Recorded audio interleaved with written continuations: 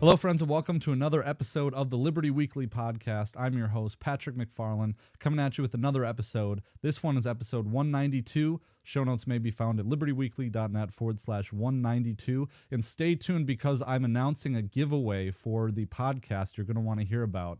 But anyways, I'm very happy to be joined by CD McRae. CD, this is your first time on the show, so do you just want to tell people who you are and what you're about? Absolutely. Thank you so much for having me, Patrick. I'm so excited to be here.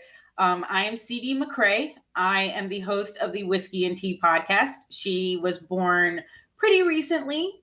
We've got a few episodes up on Odysee. I am trying really hard to stay away from YouTube.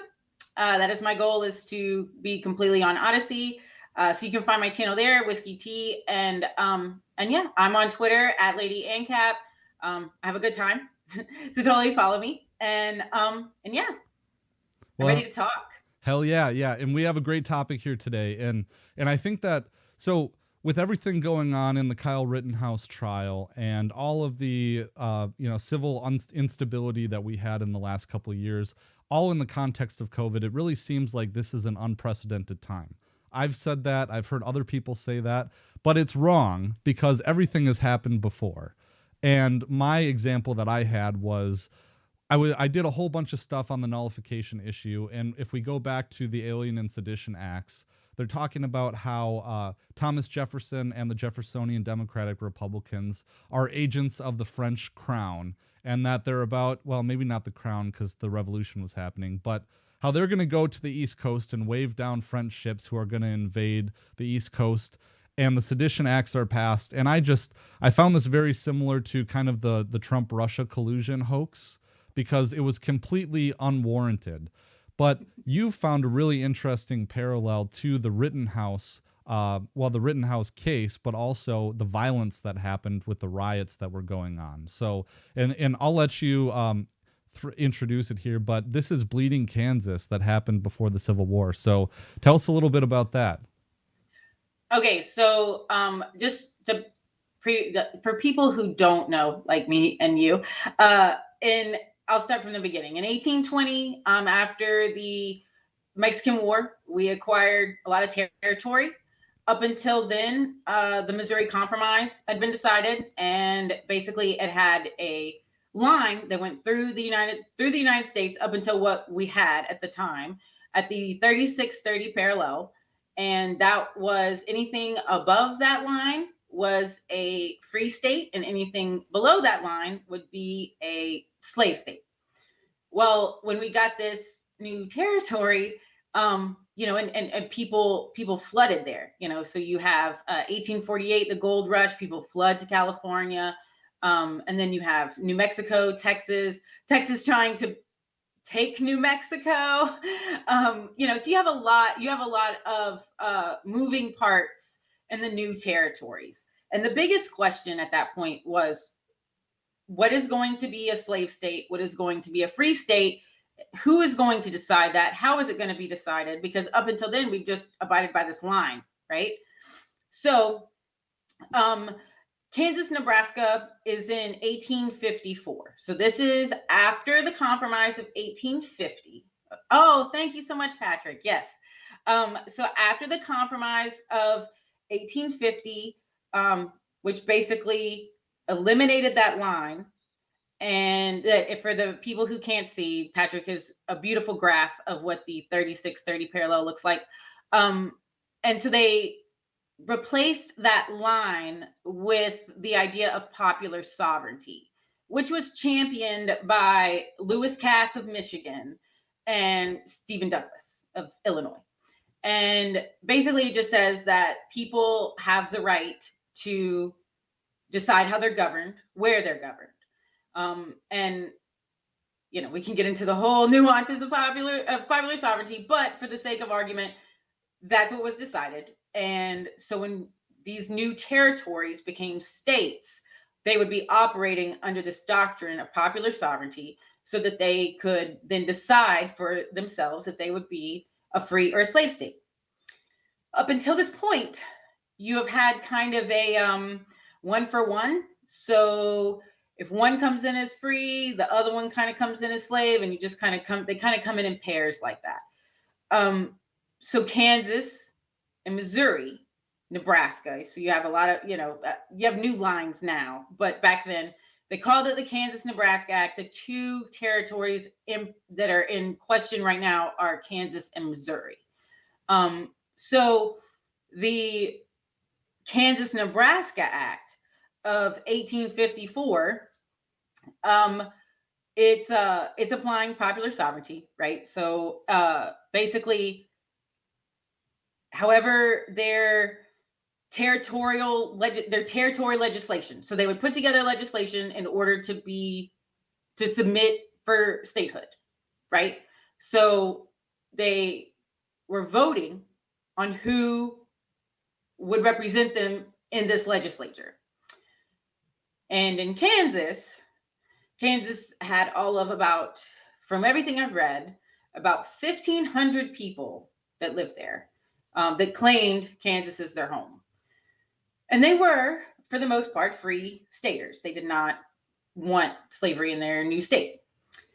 Well, a bunch of people who did want slavery in that state because they didn't want to upset the balance of power in the House and the Senate. That's what all of this was about, is to keep the balance of power so that the House could remain a majority free state, but the Senate would have a majority slave state representation.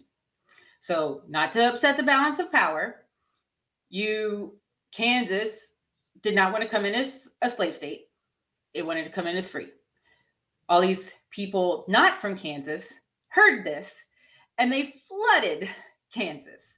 So like I said, you had about 1,500 people that claimed Kansas as their home.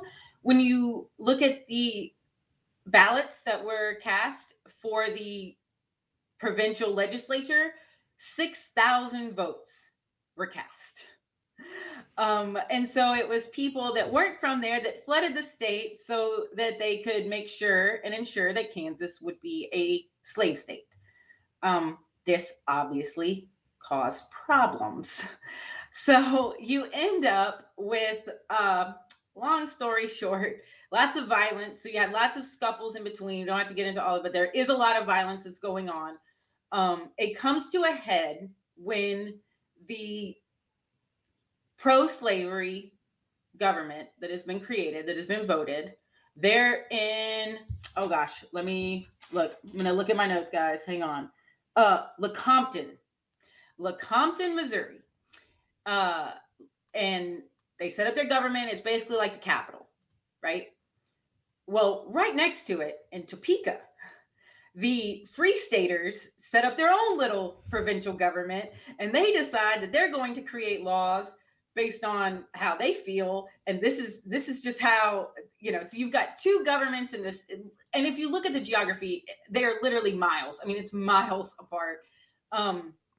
So from there, violence is happening. It comes to a boiling point. And it's crazy. There's like so much stuff that happened in May of 1854. May of 1854 is by far got to be one of the bloodiest and most violent months in American history for sure. So the pro-slavery Southerners that have come to Kansas, to Kansas to fight off the Free Staters, surround a little town and Lawrence. They surround a little town called Lawrence, which was kind of a more Free Stater community. They actually had the Free State Hotel that Sosay would house and hide fugitive slaves. So back then you had the Fugitive Slave Act that you had to return them. Well, this place would kind of hide them. So this militia, we'll call them a militia for lack of a better term, but this ragtag group of people come in with cannons and guns, and they start looting and killing people, and they want to destroy this the whole point was to destroy this hotel. Okay. Simultaneously, they are arguing all of this in DC. And this is when you have a man named Charles Sumner. If you've never heard of him, he was a representative, and he's a staunch abolitionist, and he gives a speech about slavery and the awful institution that it is. In the speech, though, a lot of historians and history books don't like to tell you this, but he like mocks the cousin of Preston Brooks, who owns slaves. He is a plantation owner, and he mocks him. Basically, I think your mama can suck it or something, in like 1850 language. Right. And so Preston Brooks, the cousin, was none too happy about any of this. And he decided he was going to take it upon himself to make sure that this man knew that he wasn't allowed to talk about the South or his cousin or his cousin's mama like that. So he waits till him and Sumner are alone and takes his cane and beats him to the point where he has brain damage for the rest of his life. And this was planned. A lot of people make it sound like it was random. He actually had fellow representatives standing guard at the doors with guns held, saying, "Do not go in there. Let them handle their business." Yeah, the caning of Charles Sumner is truly, that was a big turning point. This is a very famous event. I mean, I remember this in AP history class talking about this. Yeah, it was a huge turning point. I mean, we're so used to 24-hour news cycles and things catching wind, but I mean, for this to catch as much wind as it did and to get back to Kansas, so word of the caning of Sumner, as it's now called, gets back to Kansas. And a man who you probably know better from Harper's Ferry, but John Brown. So John Brown, who is he's not just an abolitionist. I would honestly compare him to like Antifa. Like he's like Antifa of anti-slavery movement. He does not believe that we can come to terms without violence. That we can only resolve the issue of slavery with violence.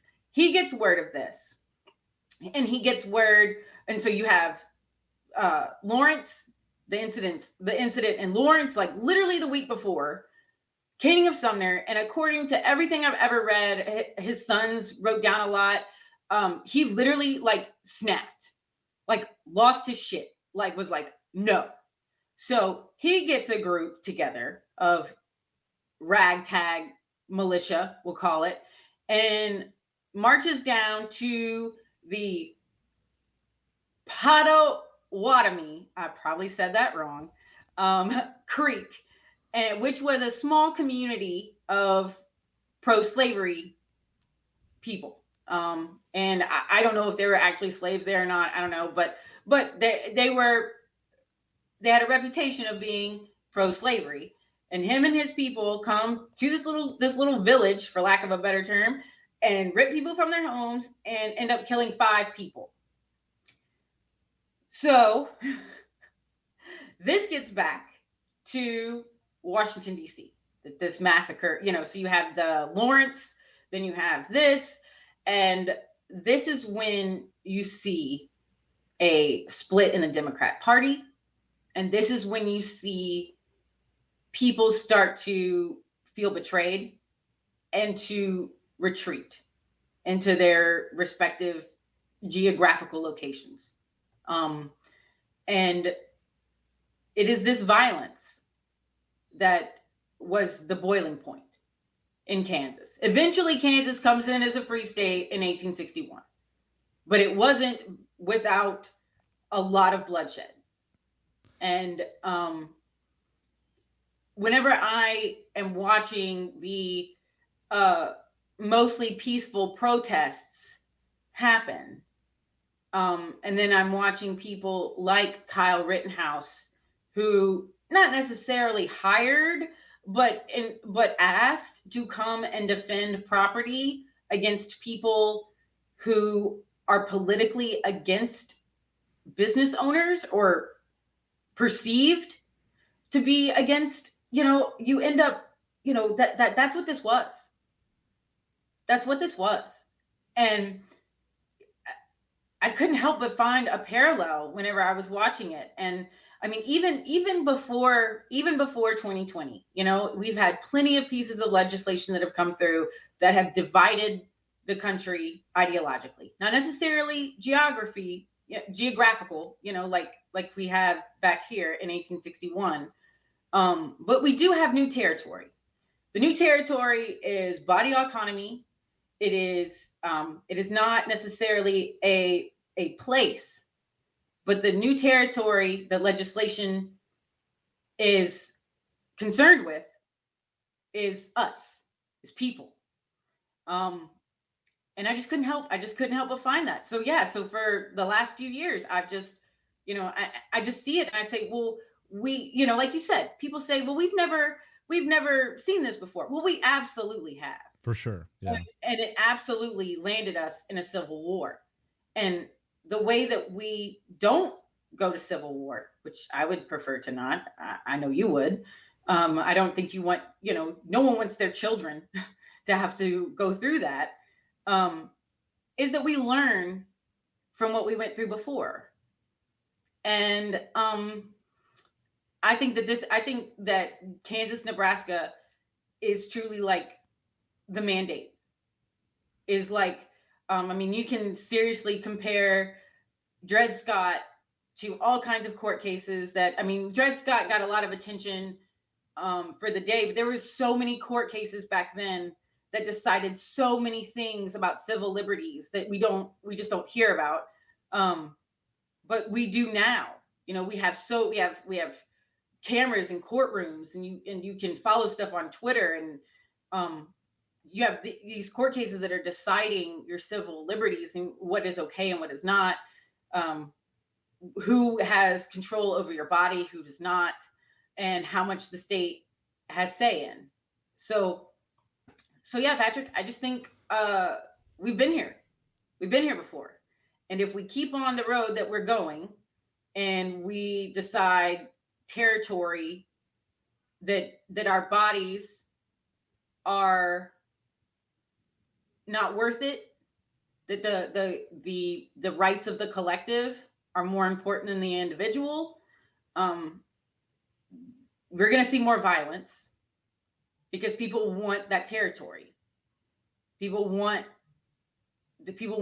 you to be on their side so badly that they're willing to commit violence. And that's the part, that's the part we've seen, we know, and we can make a difference. It doesn't have to be this way. Right. Yeah. The good Scott Horton line. Well, I guess he says it didn't have to be this way because it is this way. Yes, it didn't have to be this way. Well, yes. Just a couple backfill history questions here. So I'm wondering when did Harper's Ferry take place, and was that John Brown as well? That was a little later, right? It was later. So this was Harper's Ferry was the slave revolt, and it happened later. Don't ask me the year. You probably got listeners that can tell you. No. Well, so the other thing I was going to mention is that I uncovered this conspiracy theory that Lysander Spooner had funded John Brown. I don't know if you heard about that. So I think I did. Refresh my memory though. Well, that's it. That's the extent of it. Is that I don't know if Spooner was doing his postmaster, his post office business at that time, and then he threw some funds towards John Brown. It's a rumor I heard I did a biography episode, I think libertyweekly.net/27. And I mention it in there, actually. There's a fleeting reference to that. So, yeah. The man behind the beard. That's a deep track. So that's awesome. Oh man, I got to go check it out now. Yeah, check it out. The audience should check it out too. But so yeah, it's really interesting to see those parallels. And I was actually reading a paper, How Bloody Was Bleeding Kansas, and I'll put this up here. It talked about, there was a lot of violence, and it was awful violence, but I don't know if this is a revisionist paper, but saying that it was only 55 people that died, right? Only 55 people. No big deal. That's correct. That's absolutely correct. And it was created to, it was politicized, right? Yes, yeah. All these people died, right? Like, and just like they do now, just like everyone, if you ask a person not paying attention, most people on the street, the race of the men that Kyle Rittenhouse shot at, they would tell you they were Black. And they're not. Yeah. Not that it should matter, but I'm just saying it's politicized. They used these small instances and blew them up, and now we know this period as Bleeding Kansas. Yeah, just the name. Right. And so it would make, you would think that, oh my God, well, like 1,000 people, a bunch of people must have died. No, 55 people died because there was only 1,500 people that actually lived there. That's ridiculous. Right? It's so tiny. And the only reason that more people went there is so that they could ensure the balance of power wasn't interrupted. And just like now, you have people moving to states so that it keeps a balance of power. You have people moving from California to Texas. You have people from New York moving to Florida and everywhere in between. And they're doing it based on political ideology. It's not geographical. It's not because they Western expansion and manifest destiny or anything like that. It is completely ideological, that I will never be able to have to be governed the way that I want to be governed in California. So I'm going to go somewhere else. Or I'm never going to be governed the way I want in Texas. So I'm going to go somewhere else where I will be governed. And when you compare that to Kansas becoming a state and its road to statehood, and people physically moving their families to, people will tell you to protect the institution of slavery. And I just think that is absolutely ridiculous. It was so that the balance of power wasn't tipped. That was the whole point. And slavery was the issue, but it wasn't that it wasn't because a bunch of people had slaves and they just wanted to protect their slaves. Most people didn't. I'm from Louisiana. Most people are just poor people. There's just a lot of poor people. That's why the entire state isn't made up of plantations. You have like 7, because, and so people were just trying to make sure that they were governed the way that they wanted to be governed from a federal level. And now you see people moving so that they can be governed the way they want to be governed from a state level. And I think that is just incredible on both sides, right? It's from a good standpoint of great. People believe in the local level. I'm not really for big government in any form, but I mean, they feel like they can have more control at their local and state level. And I think that's beautiful. Also, you're going to have people who don't want the balance of power to be knocked out.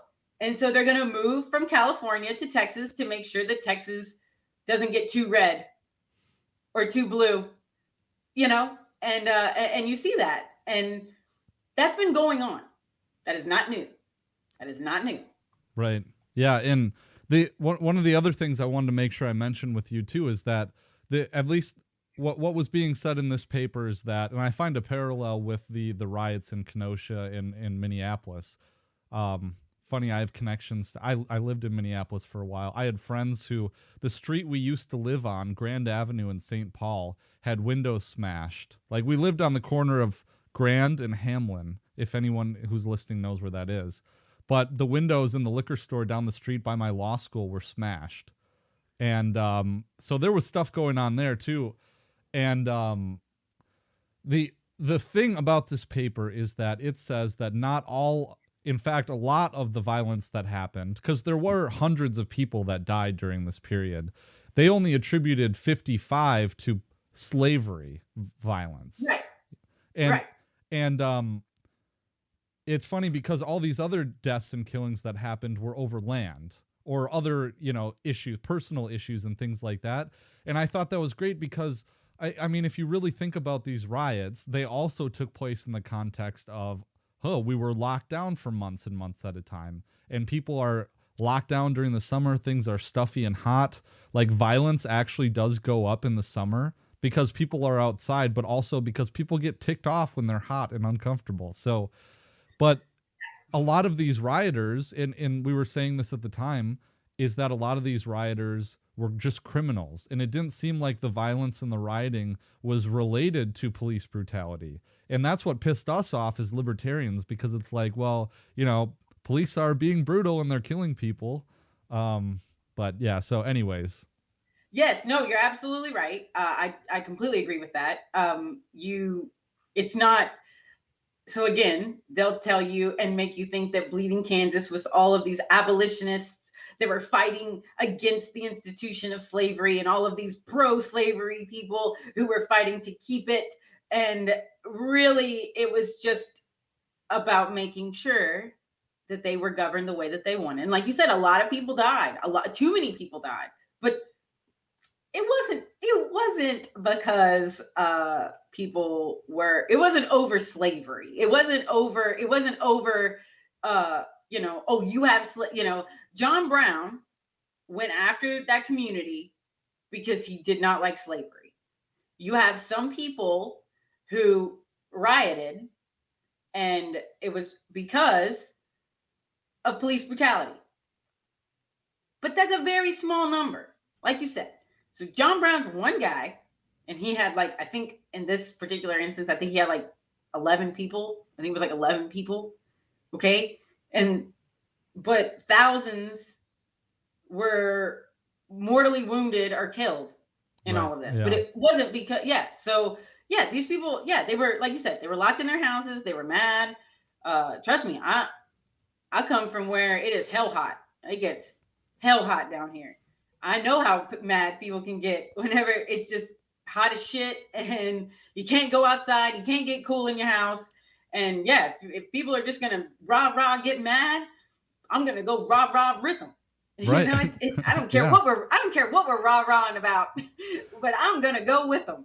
I'm mad as hell and I'm not going to take it anymore. And, but that doesn't mean that people are all these people are protesting police brutality. Most people don't care. Right. Yeah. Yeah. And they just want a reason to leave their house. Well, I mean, you can't tell me that all the people that were looting the stores because they were mad about police brutality. I think that, I'm sure there are people, but I'm sure a lot of it was, free shit, basically. Right. So. Right. They let me, I have a reason to leave my house. I can leave my house. And then, like you said, free shit. What are they going to do? They're scared to death of me. They've done closed down the store, and they said, just, please just don't burn it down. Yeah. But we'll just go take all the TVs. Yeah. I'm sure they did that in the name of, preventing police brutality. Right. And so the other thing about, and I don't know how, didn't you say you've been to Wisconsin once or twice, to the Dells or something? Yes. So the other thing about Wisconsin is that the winters are really damn cold, right? I mean, -30, -40 degrees is not, -40 is kind of the coldest it gets, but -20, -30 in the coldest patches. But the summers are 80, high 80s, mid 90s, and its humidity is 100%. So yes. How comparable is that to Louisiana summers? So we get up into our heat index is about but in July, August, it's about 110. Okay. And so I've been, like you said, I've been to the Dells. I've been best water parks in America. Yeah, that's true. Go. That's true. Noah's Ark is where it's at. And they did not pay me to say that. And it was perfectly, it was perfect. For me, it was perfect. And I remember walking around and locals were like, "Oh my God, it's so So hot." And I'm like, "Oh my God, it feels amazing up here." I don't yeah. know what you guys are talking about. Whenever we were in Chicago around the same time, and yeah, people were just like, we're just dying, and I'm like, I would kill for this, because like you go out, like talk about 100% humidity, so you have that 110 degrees outside. You'll get in your car, it'll say like 115 Yeah. in the middle of summer. It's crazy. And the sun is always intense. But yeah, I will take Wisconsin summer. The reason I will never live in Wisconsin is what you just said. This negative, crazy number. I don't even. It gets. I think it's 52 right now outside. We're gonna turn our fireplace on.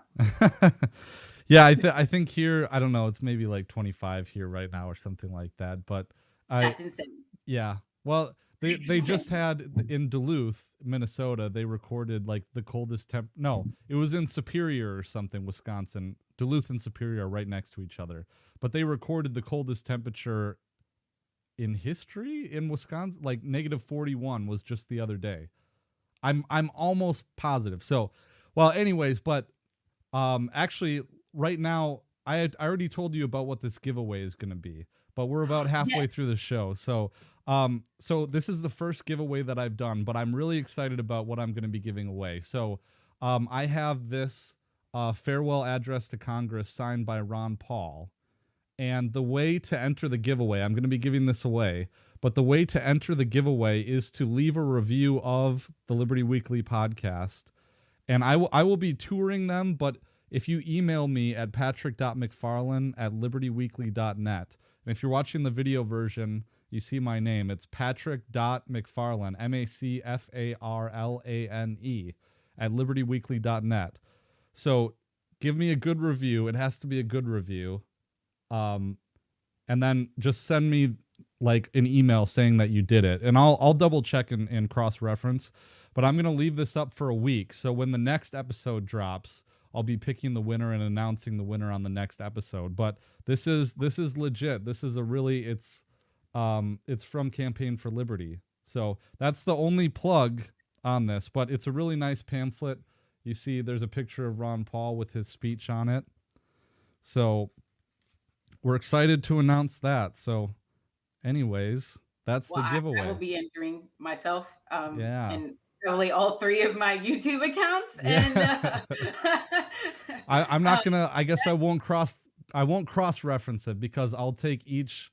I'm just saying, I'll take each review as one entry, because I mean, the more reviews you get, the more people see it, and the algorithms like it. So whether it's on iTunes or Spotify or whatever, you can review it. So just let me know. Yeah. Awesome, Patrick. I hope all of you absolutely enter. It's really cool. And the great doctor himself, is getting older. We're thankful to have him in such good health that we have him in now, but to have that, especially as a Liberty person, as a libertarian, I mean, that's priceless. Absolutely. I almost don't want to give it away. Okay, full disclosure, I have two of these, and I don't know if I want to give the other one away, but I checked the signature, and it's legit. I have one I saw him sign personally, and it's the same. So yeah. But that's the giveaway. It won't be the last giveaway that I do on the show, so don't feel like you missed out. But yeah, so we're really excited about that. Yeah, but yeah, so going back to our topic, you had this other thing that you were talking about, which was kind of like, you just feel, and I agree with this, and it's felt this way for a long time, that the state and the regime just wants violence. That is what they want. And I was putting out on Twitter my kind of feelings about the Kyle Rittenhouse situation. I did an episode with Kyle Anzalone on conflicts of interest, and we were talking about the trial. And I was saying that it worries me that libertarians are putting Kyle Rittenhouse on a pedestal, that they're worshiping him and making him out to be a hero for what he did. Because we can believe that we have a right to defend private property, but also at the same time walk and chew gum at the same time, believe that it might not be a good idea to do in certain situations. So I don't want to wed you to that perspective though, because I'm sure you have your own take on it. But what do you mean by, and I want to unpack that a little bit more, but what do you mean by the state wanting violence? So they make money off of, first of all, I mean, I'm a follow the money type of gal. So they make money off of us fighting against each other. And they make a lot of money when someone dies. Not a lot of money whenever like a lot of people die, but when a few people die, it's, big news. So by using the corporate media to say inflammatory things, I dare say insightful things, and that's an instrument. They use social media, as we know, to incite people. And I think that, especially now, like you said, they've locked us in our homes for way too long, and we are ripe for violence. And that only furthers their cause, which is to divide us, whether that's dividing us by race, vaccination status, it only furthers their cause to keep us distracted from things like a $1 trillion infrastructure bill that no one knows what's in it, even the people that voted on it, so that they can continue to take their power, to maintain their power. And where there's a vacancy in power, they can take it because we are being violent with each other. And I know a lot of people have said that, and I feel like I'm regurgitating, but this goes back to Kansas, Nebraska. This is how they were able to maintain their power then. And at this point, you've got a federal government that within the next few years is going to suspend habeas corpus. You have a federal government that at this point, up until just a few years before this, didn't have the necessary and proper clause. That wasn't a thing. And by Kansas being violent, the pro-slavery people in DC were able to say, look at those, daggum abolitionists trying to take what's ours. And then you had the abolitionists that said, these people, these backwards ass people just want to keep slaves and they want to hurt people, and it was able to just further their cause instead of saying like, well, maybe if y'all wouldn't have gotten involved and just let popular sovereignty do its thing in Kansas, it would have worked itself out. Maybe Topeka and where was that? Lecompton, maybe if Lecompton and Topeka would have had their little civil war and see which one won, instead of getting more people from the South involved, instead of getting people like John Brown, who clearly, obviously he had good intentions, but seems to be an unstable person. Right. Well, this is do the ends justify the means? Right. I think it's a big question we have to ask, especially with what's going on in the liberty movement right now. Right. Right. And like you said, putting Kyle Rittenhouse, I personally do not, while I don't necessarily believe in a militarized government-run police force, I don't like to see people in full armored gear with big guns walking around. That does not make me feel safe. And just like I don't like seeing a city cop in full Kevlar. Like, why are you wearing that? You're police in freaking nowhere America. Who are you going, and that doesn't make anyone feel safe. And when people don't feel safe, that's whenever they start to think and they start to wonder if, and going back to, do the ends justify the means?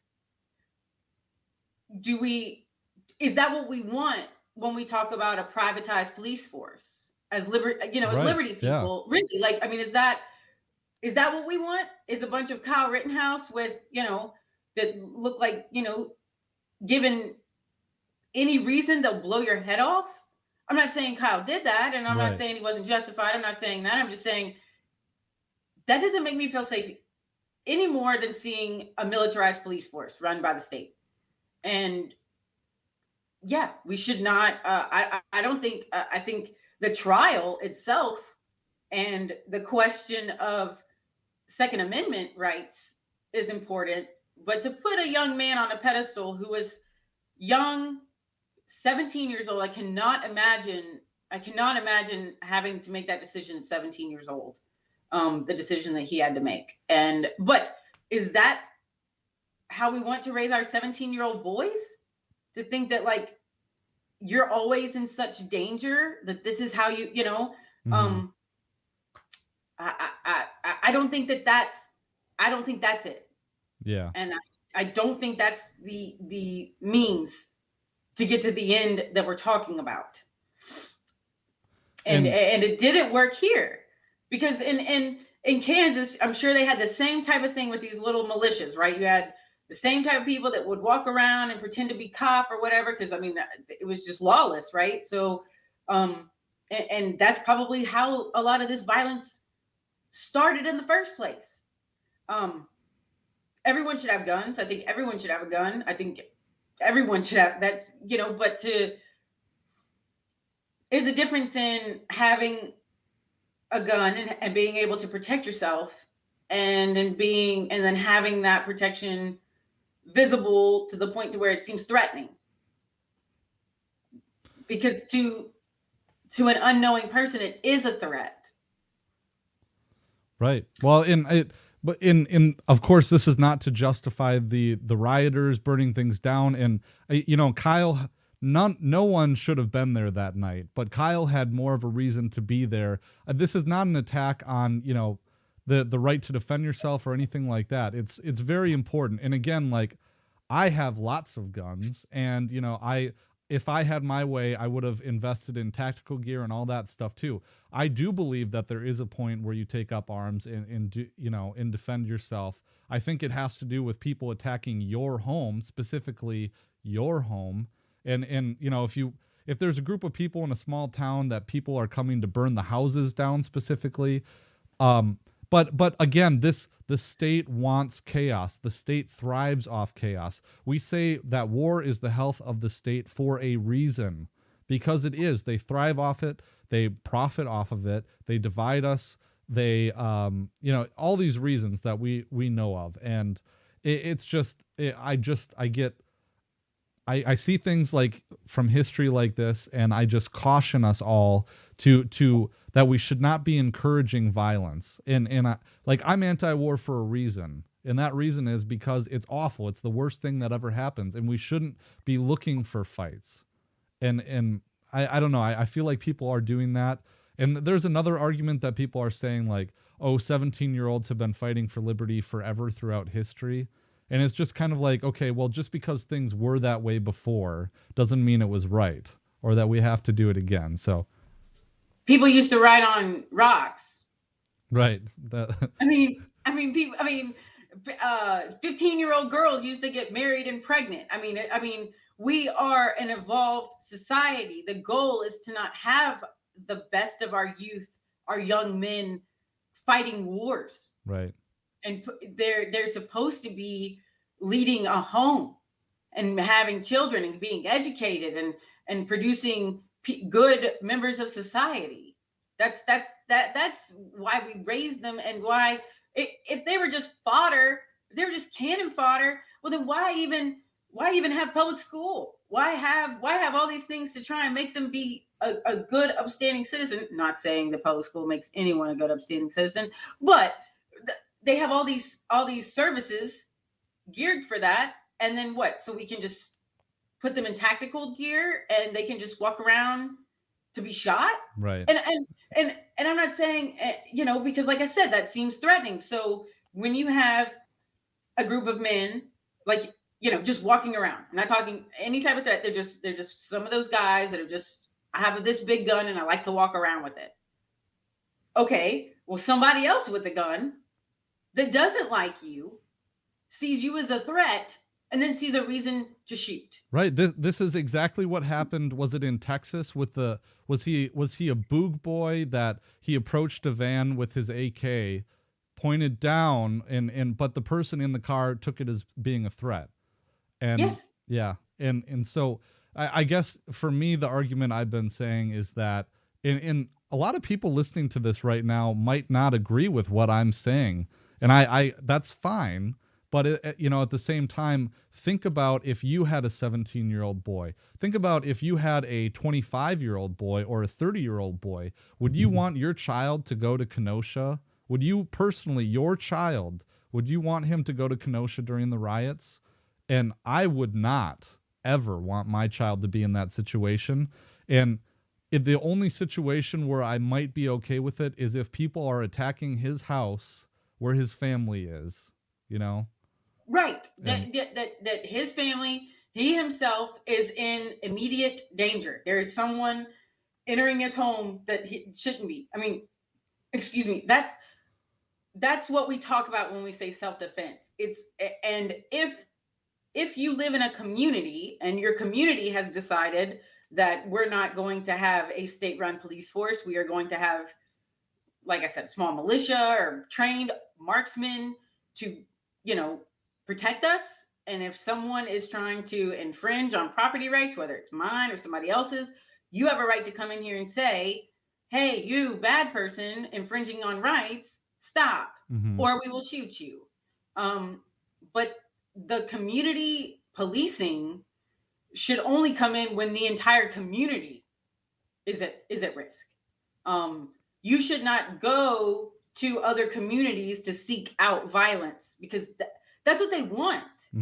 That's essentially what they want, is they want you to be so mad at your house that going to your window and screaming out of it is not enough. You have to go and inflict violence on someone because they deserve it, because the media told you they're evil.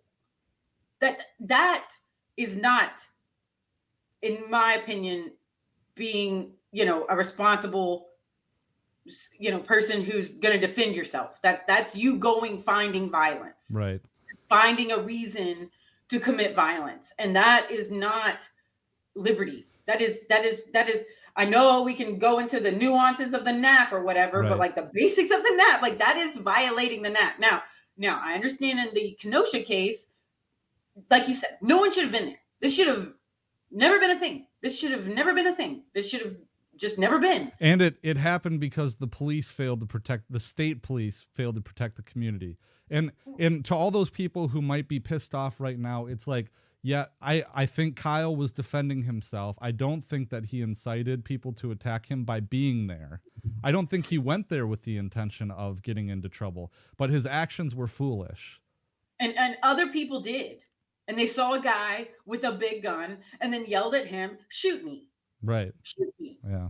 So you are walking into a hostile situation where people have, you can say weapons, they have guns, they have bricks, they have, weapons, they have that they will use deadly force to hurt you. In that moment, Kyle absolutely did what he needed to do. That's not for debate. He did what he needed to do. But like you said, the state failed to police its people. The state failed to train police, like whatever. The state failed. That was the state's failure. But instead of the state saying, hey, we failed, and this is what we're going to do, they provided a breeding ground for Antifa and the Rittenhouses of the world, and said, hey, you people that are mad as hell, we're going to be mad as hell out here. And we're going to bring our weapons. And we're going to make sure that you don't commit violence against this property. But then those people that wanted to commit violence against the property wanted to commit violence against it. There's always going to be bad people in the world who just want to watch the world burn. They're not going away. And in Kapistan, they will always be there. And that is why you have to be able to defend yourself. Those shop owners, in my opinion, should have been the ones defending their property. They shouldn't have to go and hire young, not hire, you know what I mean, but like, encourage young people with big guns to come and protect them. Now, some people came on their own volition, right? It wasn't like these business owners called people and said, come here, but it doesn't set a good precedent when you as a business owner, are allowing that, in my opinion. It doesn't look good that it's like, okay, well, I'm just going to have these people with big guns stand outside while these people who are violent, who are proven they have no problem destroying property. Only one thing can happen. They're not gonna hold hands and sing Kumbaya. So the only thing that can happen happened. And it will continue. And it's, like I said, instead of the state saying, hey, we messed up, this is how we're going to fix it, they then let property owners have property rights and have people come and protect their property. Right? Yeah. Like, okay, well, you guys, we're the police, they're gone because they're scared and they don't want to be around this. So you guys are on your own. So they let you on your own, but then piles of bricks appear. And there's violent people who have proven that they will use those bricks to hurt your property. So instead of the state saying, and I'm not for the National Guard or whatever coming in, but I mean, this is on you. This is on the state. This is on your mess up. Well, it's like anarcho tyranny, because Jacob Blake was the man that was shot by police in Kenosha. Was it Kenosha or Milwaukee? I'm not sure, but he was shot by police, and people were rioting in the first place because they're sick and tired of the cops killing people and them not having any recourse about it. So this is a state-created problem. The rioting and the way it got out of hand was created by the state. Now, despite everything that I've said, I don't like it that rioters can go and burn down businesses. I don't know if the solution is the rooftop Koreans. I don't know if that goes against everything that I've been talking about. I'm just not sure. But I just know that at this point in time in history, the state would like nothing more than street battles to take place between the Boog Boys and Antifa. They would love nothing else. And it would justify the complete crackdown on civil liberties. And like they're all framing us all as domestic terrorists. So why hand them that golden ticket? Right. And that's exactly what it is. So that they can weed us out and make mortars of rioters and make demons out of the people trying to protect it. And that, to me, I mean, again, this is not new. But it is sickening that we're still falling for the same tactics. Right. As a country, that's the part I think that I get most frustrated about, is that, this is not about you. This is not about police brutality. This is not about any of that. This is about them maintaining power and not losing their balance. Right. Because we were like stuck in our houses for a long time because they said so. And then people said, okay, and they complied, and then they kept complying. And then eventually they gave them something to be mad about. And that video had never been live on Facebook. Yeah, there were things about that, like, not to get super conspiratorial, but it's like, it's kind of suspicious, and so the other thing I wanted to say is, this is, I mean, theoretically, according to the non-aggression principle, I think that you would be allowed to shoot at or shoot rioters who were coming to burn your livelihood down. So my whole point here is that, okay, yes, self-defense and all that are things that we endorse as libertarians that are compliant with the non-aggression principle. But that being said, just because you have the legal right to do something doesn't mean it's the expedient thing to do at the time. And I liken this to Twitter. I said on Twitter is like people praising Rittenhouse and denouncing everyone who doesn't support him as libertarians are the exact same as the libertarians who are saying that stores can discriminate based on mask wearing or vaccine status, saying it's a private company, bro. This is just the right libertarian version of doing that, is saying that, just because a private business has the right to do that doesn't mean it's a good thing. And just because Kyle Rittenhouse has a right to self-defense and a right to do what he did doesn't mean that's a good thing either. And that's my whole point. So sorry I didn't mean to, this has parallels to Bloody Kansas too, because they are arguing in this, all these groups that are fighting each other during that time were arguing self-defense, that they would antagonize and then step back and then try and frame it as self-defense. So to bring it full circle. No, that's exact. Yes. So you brought it full circle. Yeah. It's that's it. I don't think just because you can,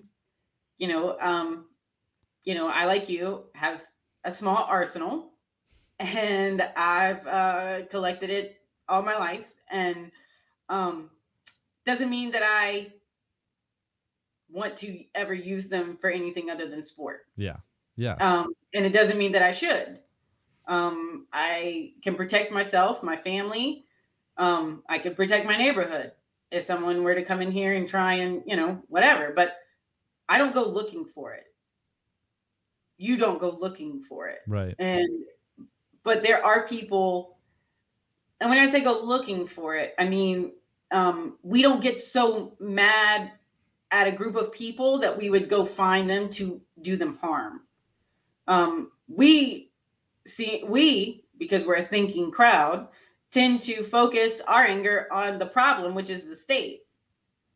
But at the same time, we do not just go to the Capitol, right, and start shooting people. Right. Yes, or would someone be defending themselves? Absolutely.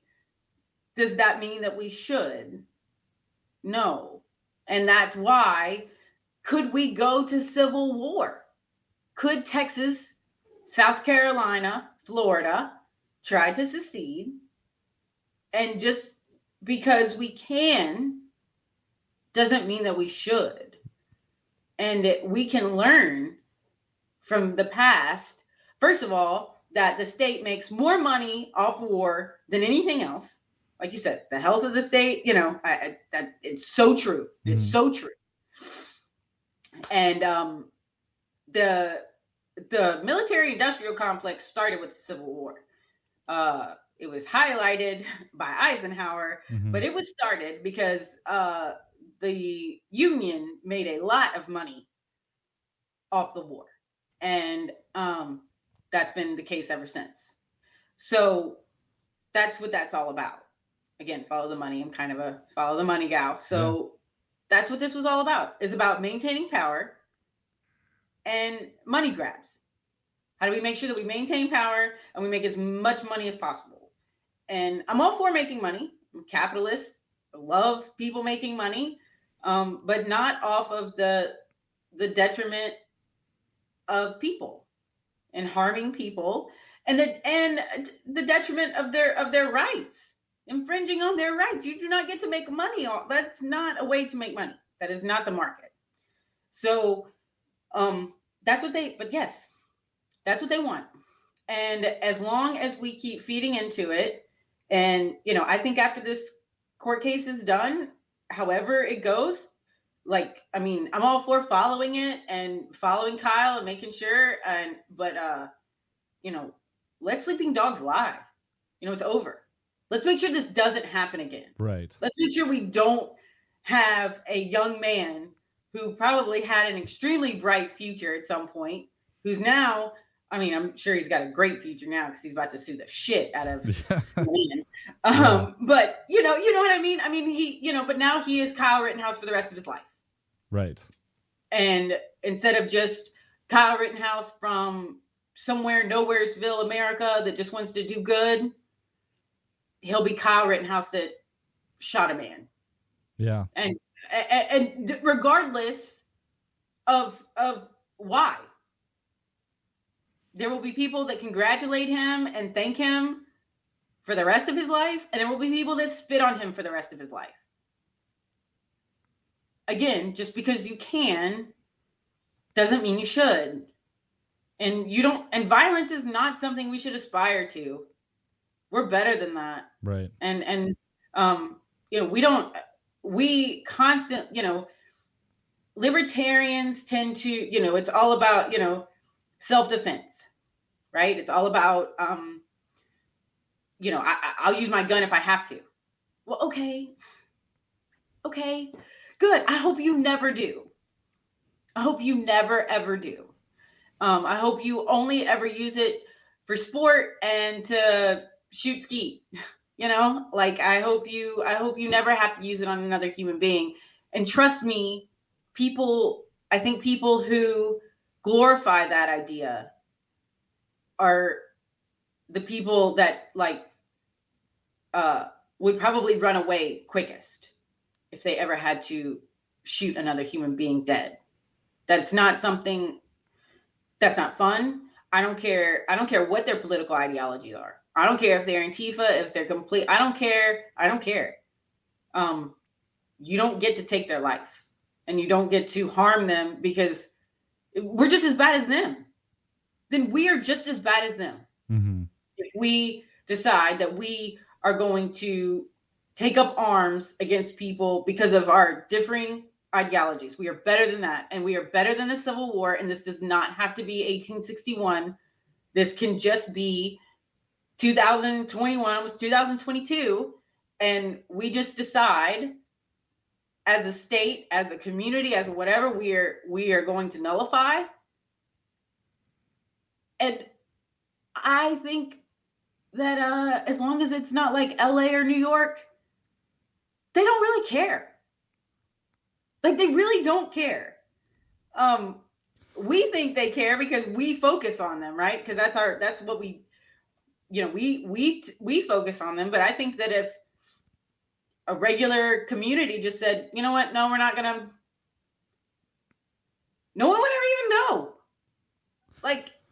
Right. And if we nullify or secede and the U.S. Army tanks roll in and GIs roll in, that's a different situation. And I know you don't disagree with that, but I'm just trying to say for the audience who somehow is still listening, even though they're pissed off, it's but at the same time, I'm self-conscious because I have gotten a lot of pushback on Twitter, and maybe it's because they haven't heard of me or who I am or listened to my work, but they think that I'm a lolbert or something. I'm actually a right libertarian too, in a way, but I'm just trying to say, even if you disagree with me on the Rittenhouse stuff, we are still part of the liberty movement together, too. And so it's I don't want things to fracture, but I think this is an important point that needs to be really laid down and discussed in detail. But by the time this comes out, the Rittenhouse verdict, I hope, will have come in, or an acquittal with prejudice, although his lawyers have moved without prejudice.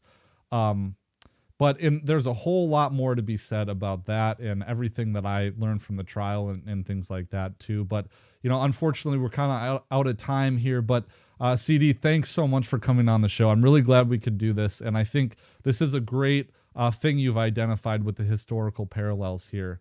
Do you want to tell people how they can follow your work? I know you mentioned it in the beginning too, but just remind everybody. Absolutely. Thank you so much, Patrick. And thank you for giving me the opportunity to discuss it with someone. I hate thinking of these things and then I just talk to myself about it. So Thank you. I know what that's like. That's why I started my podcast. I appreciate Liberty Weekly so much. I am on Twitter. I am Lady ANCAP. CD McRae is my name. And on YouTube and Odysee, I'm really trying to focus on my Odysee channel, Whiskey and Tea. That's my podcast. We do a weekly show about real solutions, real life solutions. And we talk to people who are taking the problems that the state causes and trying to take human action and remedy them without the help of the state. And I think there's a lot to learn from those cats that operate, and they do liberty and they don't even know it. Yeah. So yes, that's what Whiskey and Tea is. Y'all come check it out. And yeah, I'm so happy to be here. Thank you so much, Patrick. Thank you. Yeah, awesome, for sure. And I'm glad. And again, I want to remind everyone that if you leave a good review and you email me and let me know, I'll enter you in the drawing for this pamphlet signed by Ron Paul. So, you could also tell people about the show. That'd be cool. But anyway, so go on over and subscribe to Whiskey and Liberty. I like that. Yeah. So, Awesome. Okay. Well, thanks again. We'll catch you all next time. All right.